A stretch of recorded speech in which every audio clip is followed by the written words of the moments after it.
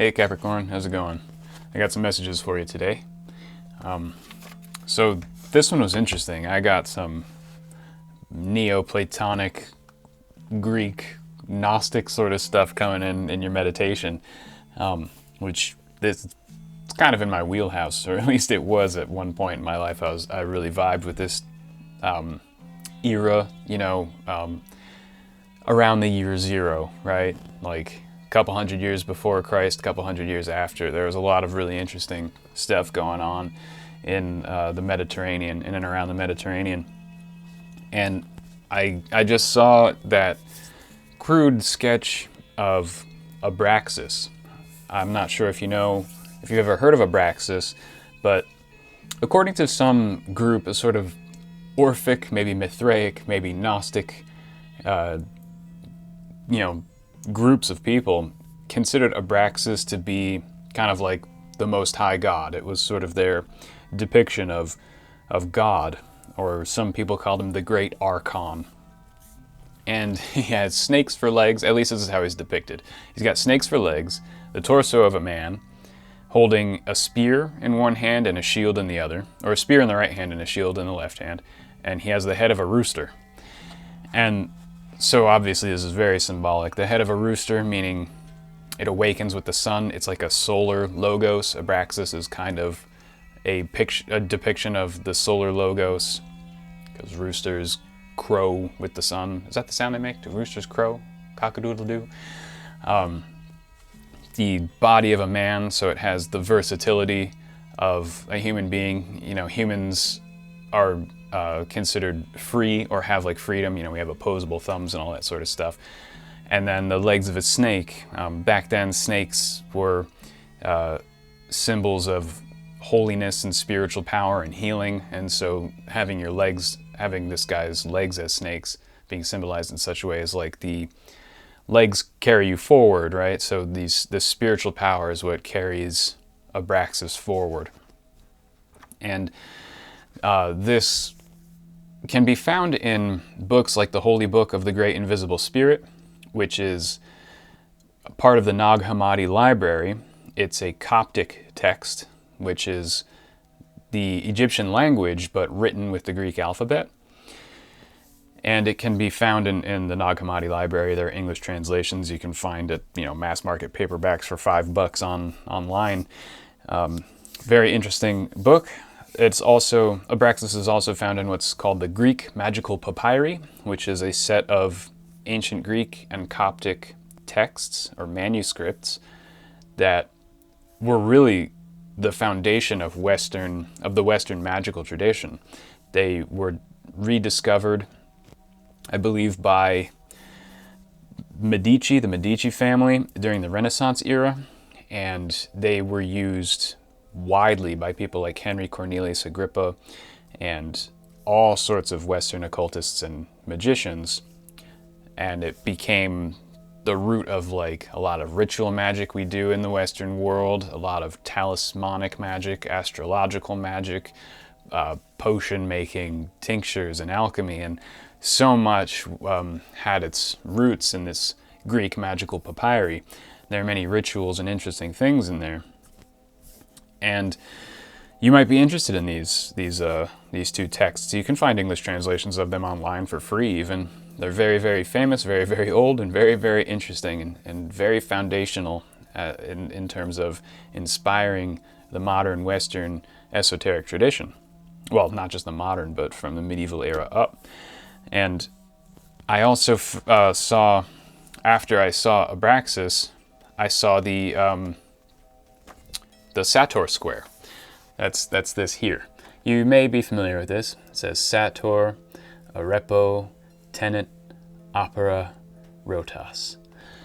And it says it backwards from the bottom. If you go from the bottom right up, again, Sator, Arepo, Tenet, Opera, Rotas. And then it says Tenet left to right, front and back, and in the middle. And it also says Tenet up and down and up there. And then there's mirror congruence on the X's with the letters there. And so this is one of those like sort of palindrome things. It also, again, it says it, from bottom up, Sator, blah, blah, blah. and from top down, Sator, blah, blah, blah. So it's a really interesting palindrome. It's like a magic square. Maybe you want to look into magic squares and their use. Another thing that was quite popular in the medieval era and Renaissance era.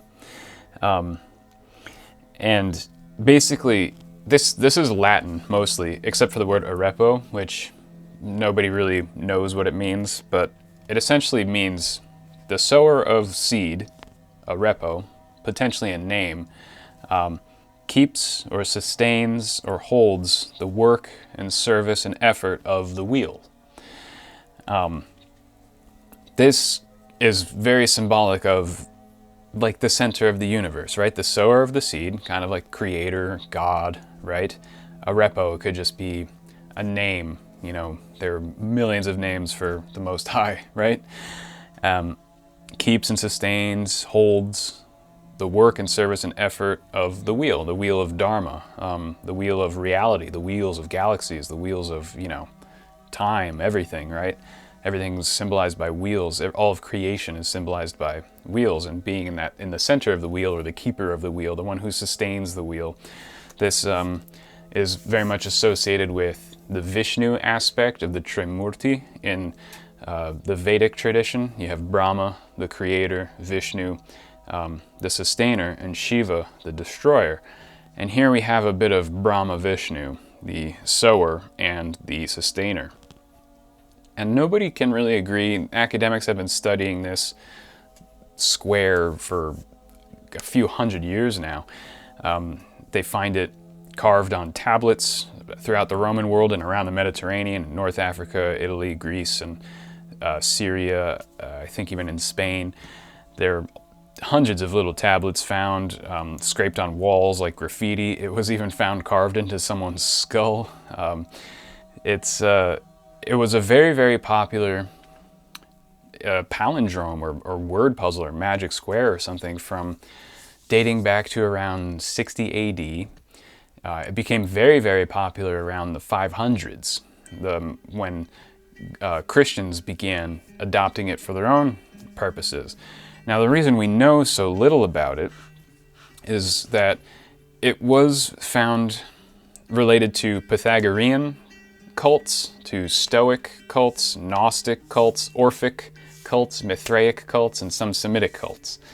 And of course, during the Catholicization of the Western world, these groups were suppressed, destroyed. You know, their ideas, their history, their everything was just suppressed and gotten rid of. And so now there's very little we understand about their beliefs, their views, what they did, their rituals and stuff like that, because it's all been basically wiped away from history.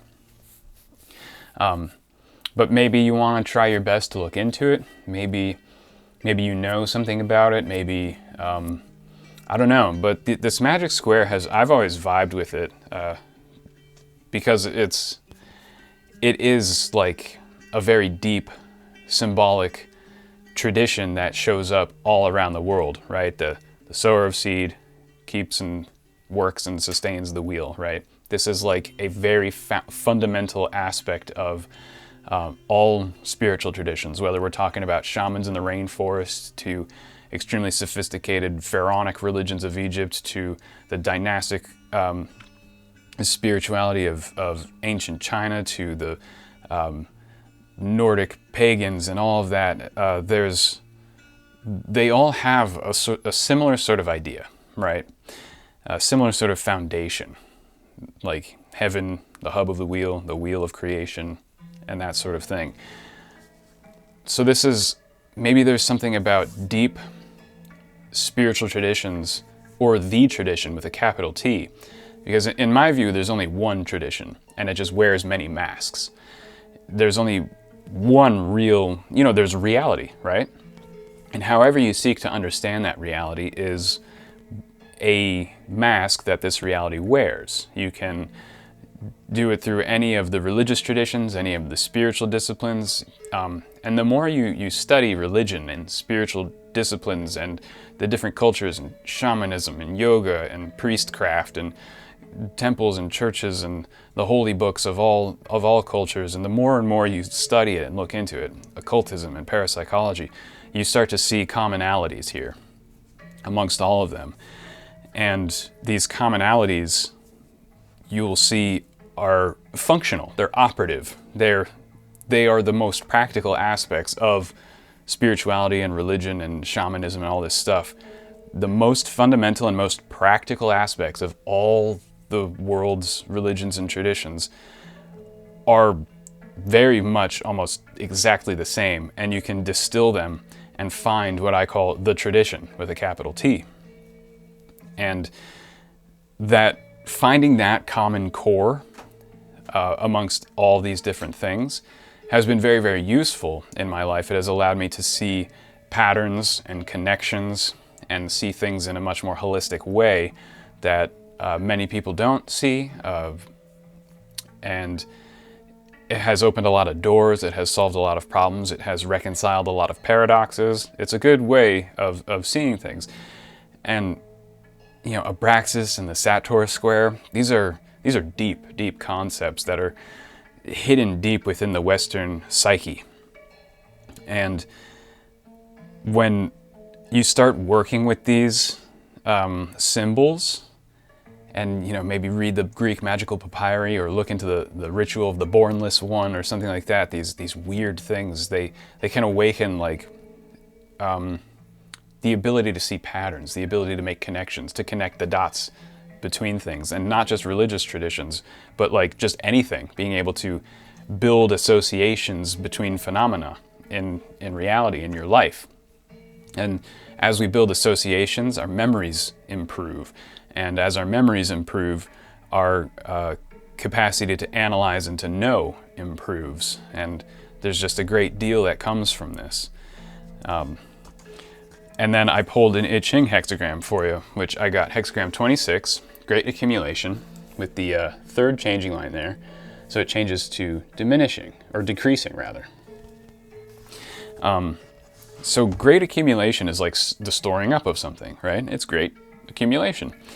In the I Ching, it's basically talking about the accumulation of virtue, of the fact that the preceding hexagram before this one is without falsehood. So acting and being without falsehood, being truthful and sincere leads to great accumulation. And so you've stored up, you've been acting truthful, you've been acting honest with yourself and with others, you've been sincere, your intentions have been pure, and because of this you've accumulated power and virtue and spiritual energy. And now you can use this. It's also about storing up knowledge and useful memories. And when I think about Abraxas and the Sator square, I always lament that it's a lost memory to Westerners. It's something that's part of our heritage that we have forgotten. And it's like just barely there on the tip of our tongues. We have these archaeological finds, like the Greek magical papyri and the Holy Book of the Great Invisible Spirit and the Sator squares and these other interesting things, and these other Orphic and Gnostic and Mithraic and Pythagorean artifacts that we find that are so mysterious and difficult to understand because the memory has been stripped away deliberately. We have been forced to forget. And it breaks my heart when I think of things like this and the burning of the Library of Alexandria and that sort of stuff. The second time it was burned down was far more tragic than the first, even though the first was also tragic. But the second one was deliberate. The first time was an accident. The deliberate burning down of a library is a heart-wrenching ordeal. And it was burned down the second time. It was called the Serapeum at that time. The Library of Alexandria had been moved after the first burning during the war with Julius Caesar. Wow, there's a coincidence for you. When it was accidentally burned down during the war, a few decades later, or almost 150 years later, something, what survived was moved into a building called the Serapeum. And the Serapeum was a collection of, it was like a syncretic library. And Serapis was a deity who was sort of like Zeus, sort of like Jesus, sort of like Asclepius, sort of like a few other deities, sort of like Horus and Hermes. It was like one of those syncretic invented deities that the Alexandrians, these Coptic, Greek, Christian, Egyptian, Pythagorean, Stoic, Mithraic, Orphic, it was like a melting pot, Alexandria. And the growing Christian cult had a few zealots in Egypt at the time, and they got angry at this syncretism, at this heterodoxy, and they destroyed the library. And this was the event that really led to us losing a great deal of knowledge, because at least during the war with Caesar, they tried to save a lot of it when they noticed it was on fire.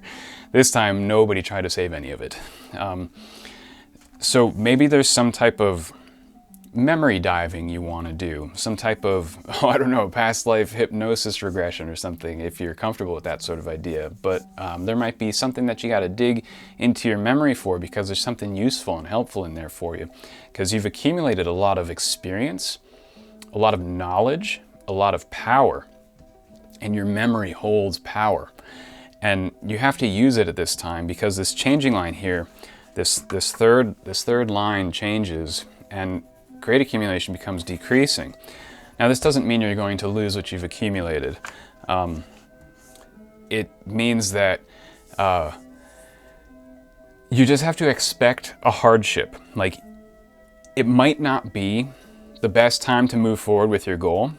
You could wait for a better opportunity, because there could be a little bit of something futzing with you, something in your path that is going to be difficult. So it might not be favorable to advance. Although you could advance right now. You do have so much knowledge and power to make the step forward, but understand that it will be difficult. You will have to use a lot of discretion. You'll have to use a lot of tact. You'll have to keep your wits about you. And you could succeed if you do this. So basically what the I Ching says here is practice charioteering and defense daily in order to succeed through this hardship. So there's something, I don't know if you actually have to practice charioteering and defense. If you do, you live a very interesting life, and I want to know who you are. But maybe you're taking a driver's test. I don't know.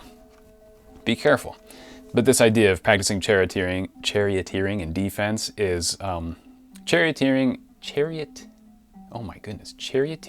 is moving forward with deliberation, taming the five senses, right? The five horses that draw the chariot forward, or controlling yourself and knowing yourself and being able to use yourself properly and not, get swept up by distractions or, all the things about taming the horses that run your life. Like you need to be the master of your horses. You need to be the master of your body, your emotions, your thoughts, and all of that.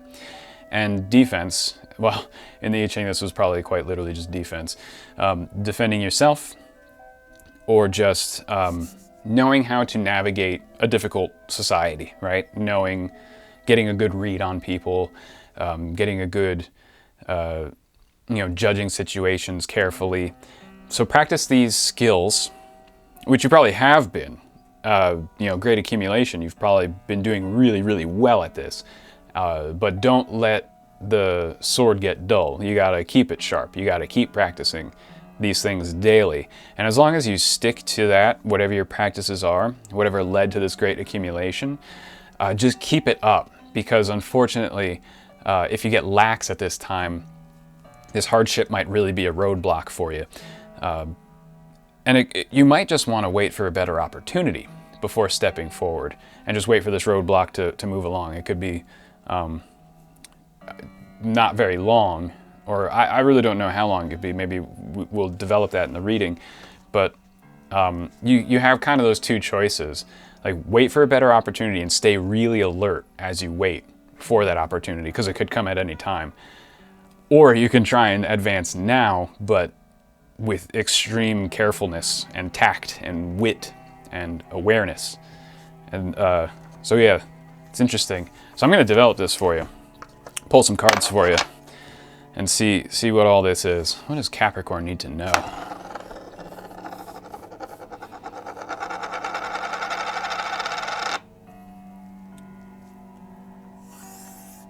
the Knight. I believe Gemini just got that yesterday.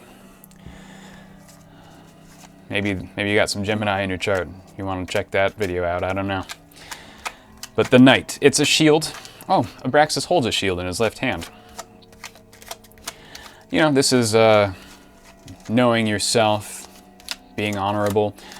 If you have great accumulation, it means you've probably been honorable. You probably have the mentality of a knight around now, acting according to your code of ethics, code of honor. You have a noble character, noble actions and decisions.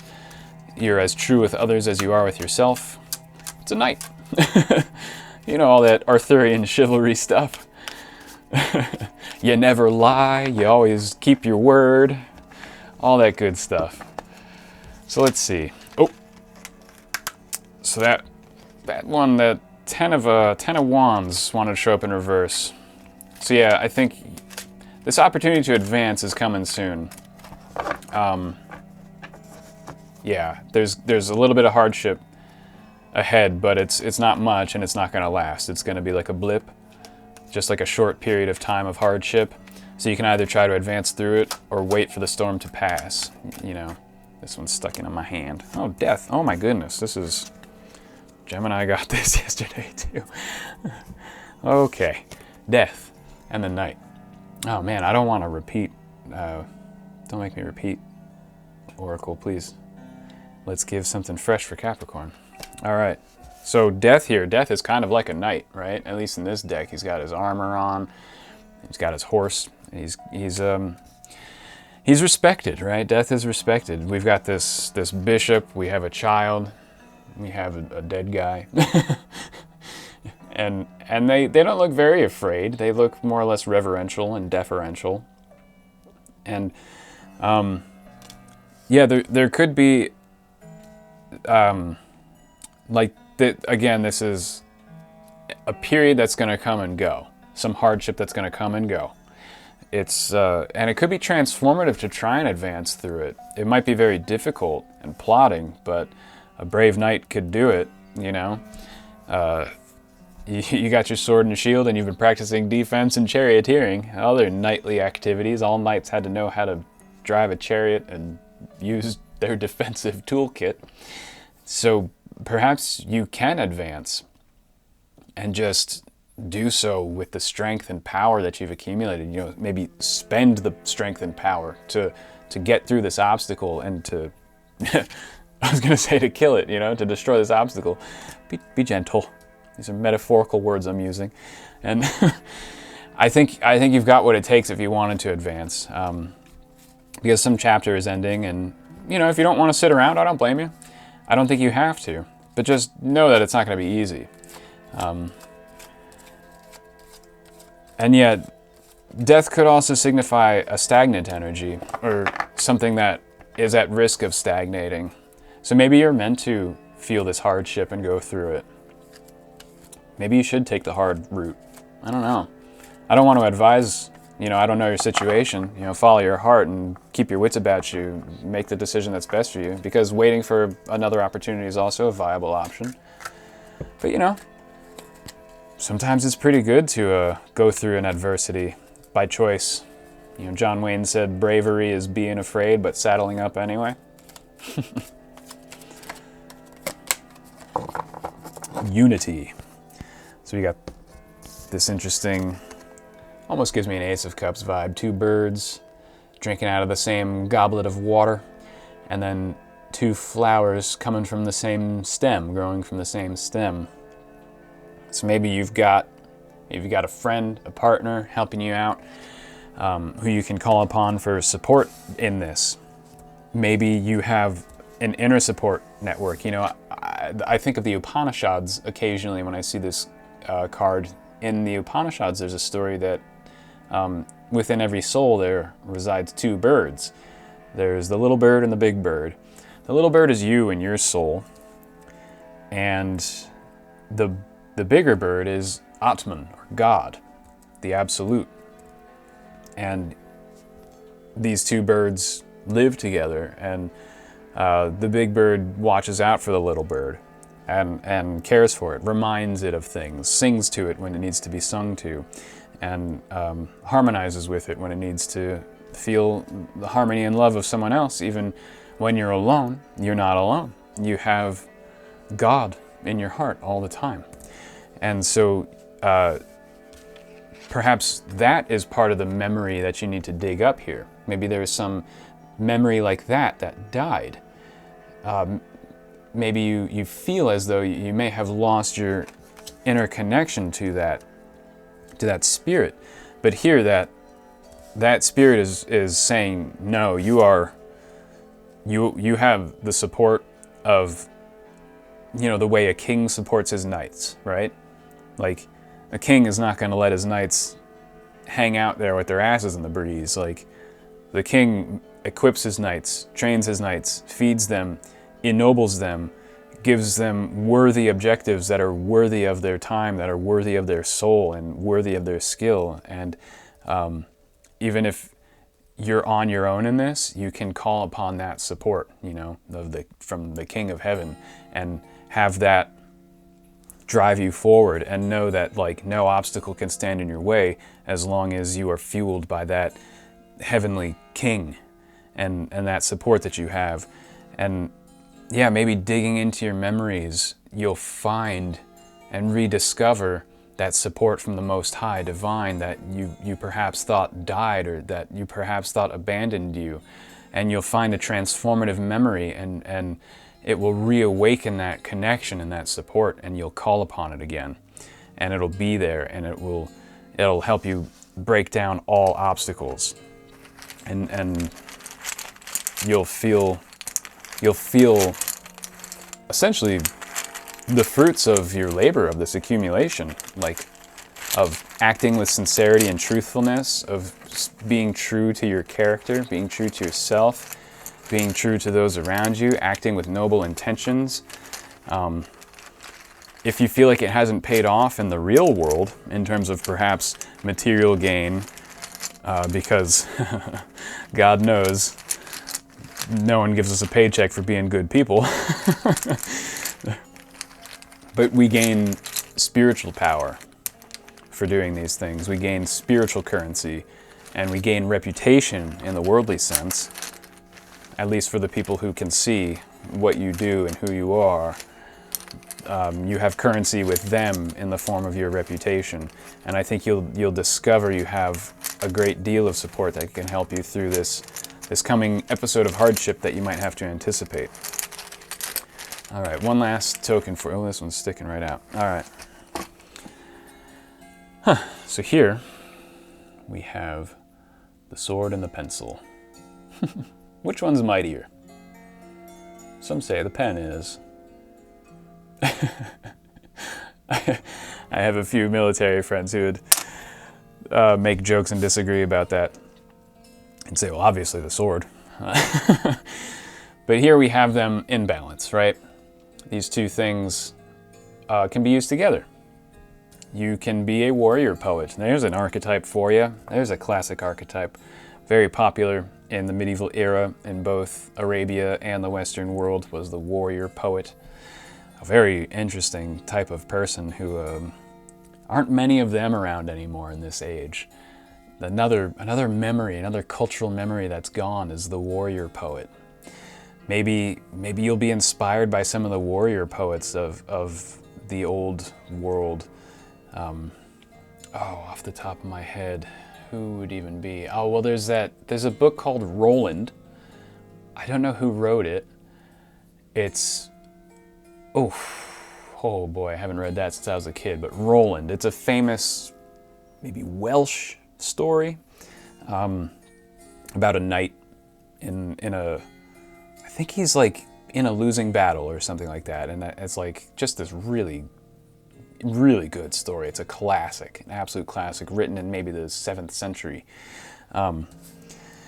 But other things like that might inspire you at this time. I know, oh yeah, that stuff, during times of hardship, the medieval warrior poets can just really jazz you up, and just a few lines of that stuff would be like, yeah, no, I can do this. Screw that, I can do this.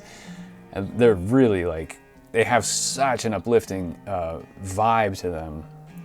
Oh man, I'm drawing a blank on other warrior poets from that era, but there's tons of them. There's absolute tons of them. And maybe you want to read some Arthurian legends, something like that. Or maybe this is just using your mind, your wits, and communication skills. That could be a great means of defense and charioteering, right? A great thing to practice is writing out all your ideas and goals, or just keeping a journal of everything you're thinking and feeling so you can keep track of this period of time in your life, or communicating with people about what you're going through and what you need. That could draw in a lot of power and support as well. Or it could be how you expend your power, and how you use it is by writing something or thinking something. You know, a sword is sort of like an intellectual symbol when we think in elemental, airy terms and sword terms, symbolic terms. So there's, again, maybe you want to read an old journal entry of yours, or find that journal that you have been keeping and go back to earlier entries and go memory diving that way. But yeah, there's definitely support you can find by memory diving right now, and things that you thought were dead are not dead. They're going to come back to you now in this very strong, knightly, energetic, noble form. And they're going to inspire you in a way that's going to help you overcome whatever hardship lies before you. So go memory diving, however that is for you, whatever that means, and find this transformative key that's buried deep in there. So Capricorn, I think that's where the Oracle and I are going to leave it. I appreciate you stopping by. Thank you so much for hanging out with me. I wish you all the best, and I'll see you next time.